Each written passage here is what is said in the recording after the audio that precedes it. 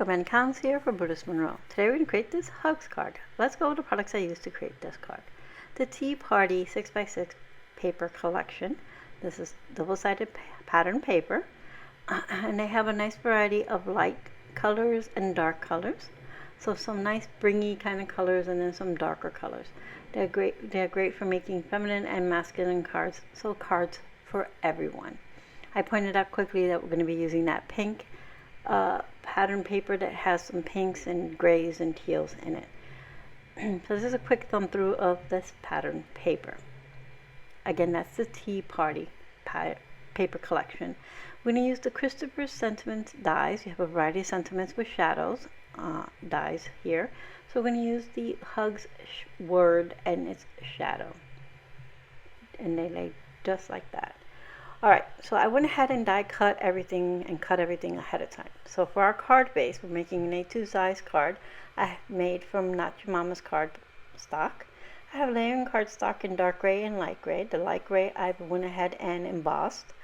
I have some teal cardstock, the pattern paper, which I trimmed down and cut a big flag into it, or fishtail. And then I have a darker pink, a lighter pink for our shadow, and the blue, the teal Hugs word. I also have some ribbon here that coordinates with the darker pink, and a few embellishments here, some gems in pinks and teal, and I think I like a lighter color to kind of pull in that gray. Alright, so let's go ahead and start creating our card, and I'll go over everything again. I know I went through it really quickly. So we're going to start with our die cut.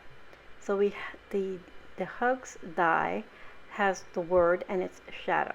For the shadow I used the pink layering cardstock, and for the word I'm using the teal cardstock. I'm going to use some Barely Art glue, and I have the fine tip on my Barely Art glue. And I'm using that to put little bits of glue. I mean, like little fine dots or little streams of glue. This way I don't have a lot of glue oozing through. Barely Art has several tips for their glues. This is the fine tip one.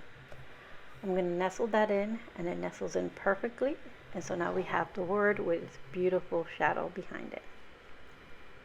I'm going to set this to the side as soon as I get that H to line up properly for me.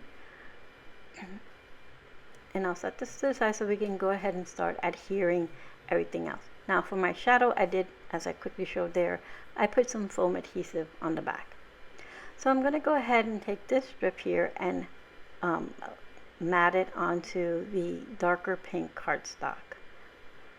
And this is just layering cardstock from my stash, but Brutus Monroe carries a nice variety of cardstock in the shop. So this lighter one, I went ahead and used an embossing folder from my stash. It's a little dots, all around dots.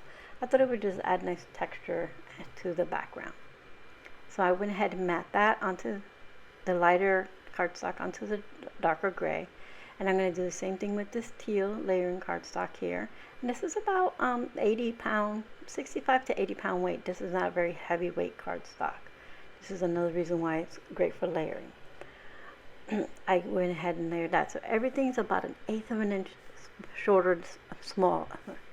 smaller than everything else. Alright, so I'm going to go ahead and start adhering all of this to my card base. So I'm going to adhere this set of 2 panels onto my card base. So I put this one down first, and that's the full coverage, so that it comes out to the full A2 size. And then the next one is just about 1/4 inch smaller all the way around. So you'll have that nice little edge of the light gray showing through. I'm just going to prep everything so I don't have to keep picking up my glue. So the first I can go ahead and place this little strip here. I know you don't see much of it, but it's just enough, you'll see, popping out from the edges, from the sides I should say. Alright, so I'm going to go ahead and adhere this one. As you can see, once I get this down on here, it pops out just enough on the side, so you have just enough of that dark pink popping through. So all the colors I picked, like I said, coordinate nicely with our pattern paper. So you have a lighter pink in there, you have that darker pink that you see in the heart, the teal that you'll see throughout, as well as in the heart, and then the grays are, come from the undertone of the actual cardstock, not cardstock, of the pattern paper, it has like this soft gray and medium gray undertones to it. Now for the ribbon, I'm using some tear tape. I place them on the back. I'm going to remove the backing, and then I'm going to adhere my ribbon to that. This way I don't have to wrap it all the way around to create too much bulk. I just adhere the ends, wrap it over, and then I will adhere that to the other side. See how I just wrap it there, and then I just remove the backing here, and then I'll press the rest of the ribbon. If I could ever remove the backing of my tear tape, I'll press the rest of the ribbon onto the tear tape here, and then I'll just trim away any of the extra that we do not need. That way we don't have all that extra bulk on the background. It's just the corners, and that's easy to push down, put a lot of adhesive, and it'll stick down. Alright, so I wanted that like reformation there because I'm going to add a little bow to the end there, so I want it to look like the bow's pulling those ends together. I'm getting a glue dot here for my bow. I have this little tiny glue dot, so I'm going to quickly adhere this to my card base.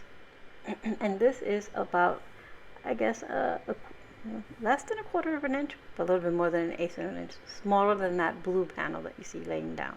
So you'll have a nice perimeter all the way around showing, as you can see. There you go. And since we have so many layers on this card, we didn't want to add a lot of bulk. That's why I trimmed off the excess of the ribbon. Alright, once we have that, I will add a little glue dot on the little end there and add our bow, which I tied ahead of time. This is my cheat way of adding bows without having to tie it onto the card itself. Alright, so I get my glue dot on there, and I'll press my bow into it, and then I'll trim away the tails, shorten those tails up. And all that's left now is to add our word, our hugs word. I'm just going to fuss with this just a little bit because I want my tails to stay down. They will eventually, but in the meantime. Alright, so now for, like I said, for our hugs word, on the shadow die, it's easy to place some foam adhesive, and that's what I did here.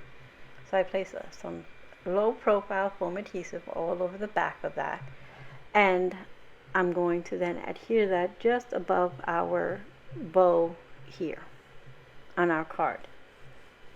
As soon as I get these last little bits, and yes, there were some really small slivers, but it adds a nice dimension to the word, to the sentiment here. And then I love the way it goes across the entire card. So now we're going to add our little finishing touches. I'm going to bring in some gems. I have some hearts.